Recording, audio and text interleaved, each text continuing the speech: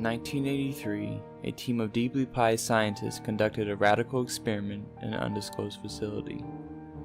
The scientists had theorized that a human without access to any senses or ways to perceive stimuli would be able to perceive the presence of God. They believed that the five senses clouded our awareness of eternity, and without them, a human could actually establish contact with God by thought. An elderly man who claimed to have nothing left to live for was the only test subject to volunteer. To purge him of all of his senses, the scientists performed a complex operation in which every sensory nerve connected to the brain was surgically severed. Although the test subject retained full muscular function, he could not see, hear, taste, smell, or feel.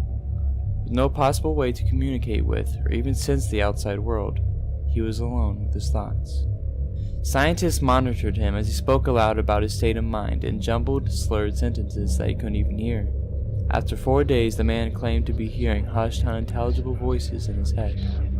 Assuming it was an onset of psychosis, the scientists paid little attention to the man's concerns. 2 days later, the man cried that he could hear his dead wife speaking with him, and even more, he could communicate back. The scientists were intrigued, but were not convinced, until the subject started naming dead relatives of the scientist. He repeated personal information to the scientists that only their dead spouses and parents would have known. At this point, a sizable portion of the scientists left the study. After a week of conversing with the deceased through his thoughts, the subject became distressed, saying the voices were overwhelming, and every waking moment his consciousness was bombarded by hundreds of voices that refused to leave him alone. He frequently threw himself against the wall, trying to elicit a pain response. He begged the scientists for sedatives so he could escape the voices by sleeping.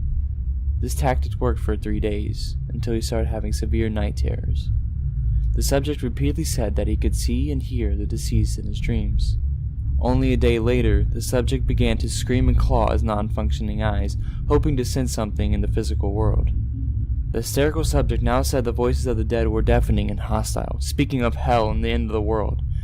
At one point he yelled, "No heaven, no forgiveness," for 5 hours straight. He continually begged to be killed, but the scientists were convinced that he was so close to establishing contact with God.